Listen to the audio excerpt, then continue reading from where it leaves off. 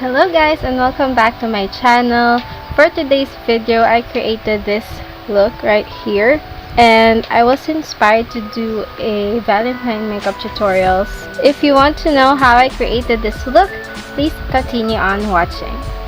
Okay, so we will start with priming our face with this one, using this Quick FX or Quick Fix No Shine Mattifier. I'll just put it here kung saan ako nag-oil up. Usually dito sa cheeks and then sa nose. Okay, so next is our foundation, and for today's video I'll be using this one, this Maybelline Fit Me foundation. I'm in the shade 128 or Warm Nude.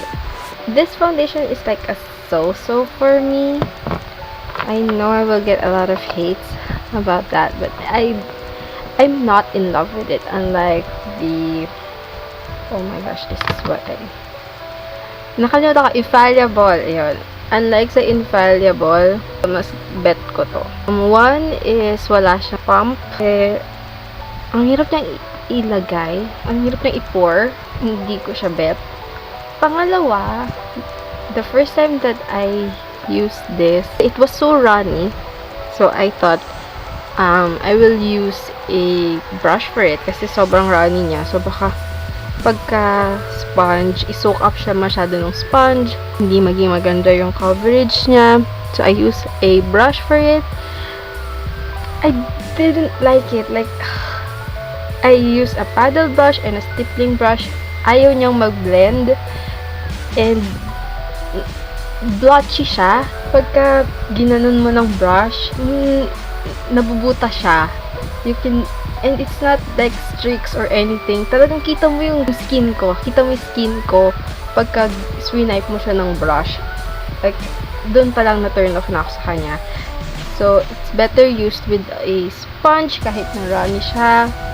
Pero okay siya. Okay siya with the sponge. The finish, I like the finish of it. It's not overly matte. It's not overly dewy. Pero yun nga, ang hirap niyang i-blend, ang hirap niyang i-pour. Namimili siya ng applicator. So, and buildable naman yung coverage niya. Kaya lang pagka nilagyan ko pa ng second layer, parang ang kapal niya na sobra. Like, foundation day talaga. Hindi na siya mukhang natural. So, I just keep it to one layer. And for concealer, I'm using this one from, again, Maybelline, the Instant Age Rewind. And I love this concealer. And by the way, I'm in the shade Light. Then I will quickly set my under eye using the Nichido Final Powder in Creamy Glow. This type of brush. Hindi ko alam kung anong tawag sa kanya. Hindi ko alam kung foundation brush ba siya or concealer brush ba siya. Parang kabuki siya pero pa-point. And I like it. Powder the under eye kasi sobrang sakto niya sa eyes. Isa-set ko lang siya ng very light. Ito-dust ko lang konti. And then, I will bake. Kasi medyo powdery yung gagamitin nating shadow para mas madali siyang linisin.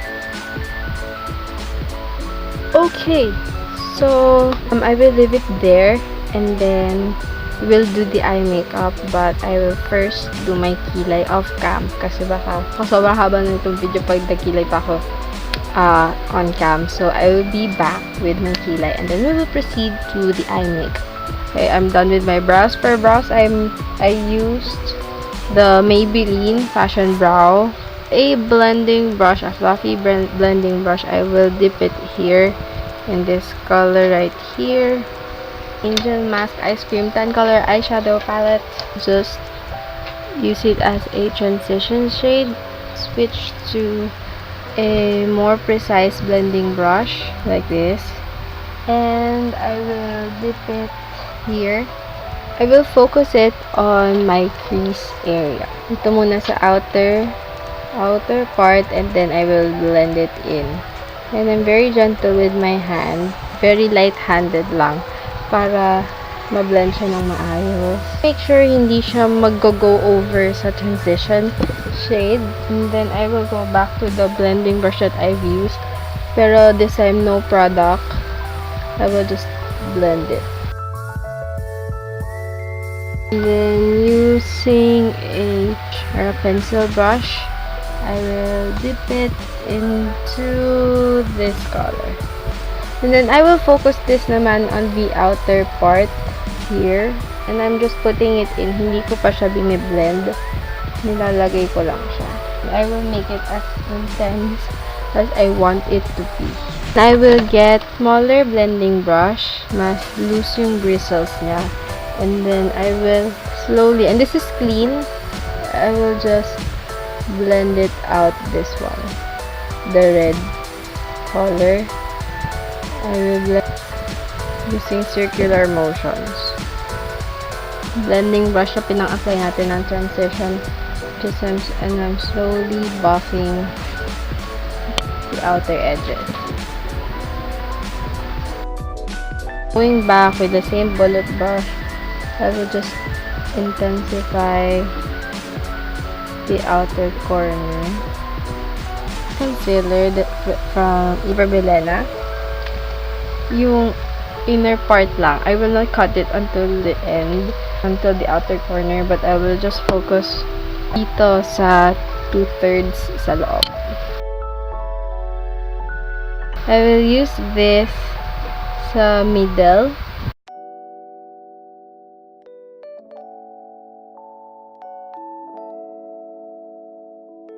This. I will use this sa inner part.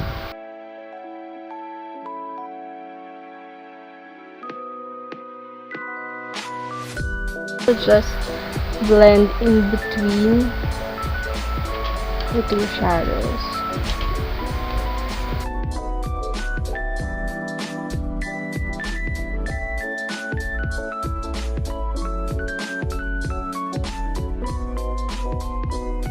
For liner, instead of using a black eyeliner, I'm going to use a brown eyeliner.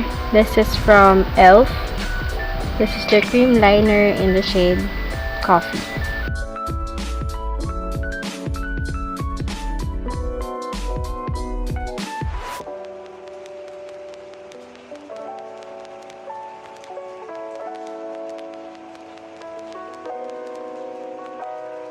Now it's time to kick off the bake.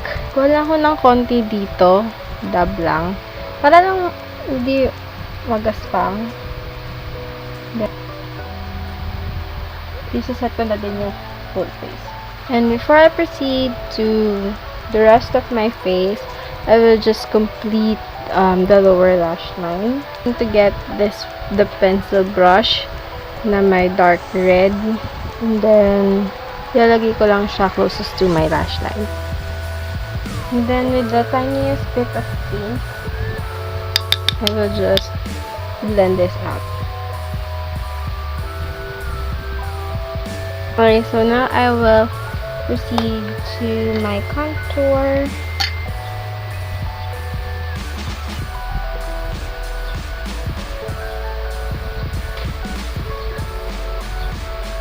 So now we'll proceed to blush.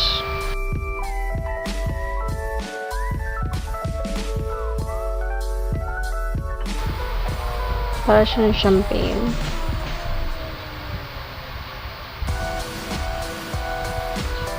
And lastly, for lips, I'm going to use this one from Sleek Makeup. This is the Matte Me Filter Smooth Matte Lip Cream in the shade Birthday Suit. So here's the final look, guys. I hope you like this look, and if you did, please hit the thumbs up button and don't forget to subscribe to my channel. See you again next time. Bye!